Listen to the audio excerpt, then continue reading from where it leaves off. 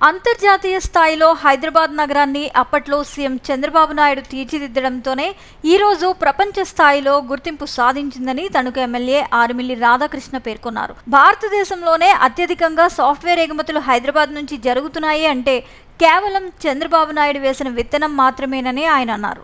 Telugu Desam party కేంద్ర కార్యాలయంలో కనిగిరి నియోజకవర్గ సమావేశంలో ఎమ్మెల్యే రాధాకృష్ణ పాల్గొని మాట్లాడారు. ఈ కార్యక్రమంలో స్వర్ణాంధ్ర 2047 విజన్ పై అవగాహన కల్పించారు. ఈ సందర్భంగా ఆయన మాట్లాడుతూ చంద్రబాబు నాయుడు ఇచ్చిన 2020 విజన్ ఫలితమే ఈరోజు ప్రతి కుటుంబం నుంచి ఒక సాఫ్ట్వేర్ ఇంజనీర్ ఉన్నారని అన్నారు. అమెరికా వంటి దేశాల్లో ప్రతి 10 మందిలో 4 తెలుగువారు ఉండడం గర్వకారణమని అన్నారు. చంద్రబాబు ఇచ్చిన స్ఫూర్తితో విదేశాల్లో ఉద్యోగాలు సాధించి వారి ఆలోచనలు పెట్టుబడిగా పెట్టి స్థానికంగా సామాజిక సేవా కార్యక్రమాలు చేస్తున్నారని కొనియాడారు. రాబోయే రోజుల్లో పెరుగుతున్న సాంకేతికతను దృష్టిలో ఉంచుకొని ఆర్టిఫిషియల్ ఇంటెలిజెన్స్ వ్యవస్థను మరింత విస్తృతం చేసేందుకు ప్రయత్నాలు జరుగుతున్నాయని చెప్పారు.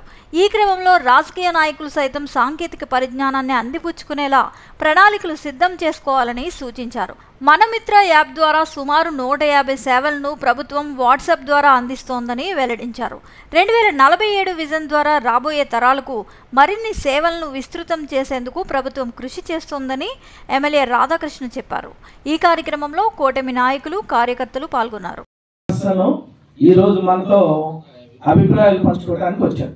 టాపిక్ మిషన్ స్వర్ణాంధ్ర విజన్ 2047 అంటే క్యాడర్ కి ఎప్పటికీ అందుబాటులో ఉండే ఒక మంచి ఎమ్మెల్యే గారు. అలాంటి ఎమ్మెల్యే గారు మీకు కూడా ఉన్నారు. ఈ మధ్యాహ్నం భోజనం తర్వాత లంచ్ తర్వాత సెషన్ చాలా కష్టంగా ఉంటుంది. ఎంత కష్టంగా ఉంటుందంటే తీసుకుంటే దానికి ముఖ్యంగా విద్య, ప్రతి ఒక్కరికి కూడా విద్యను అందించాలనేది, అలాగే ఉపాధి,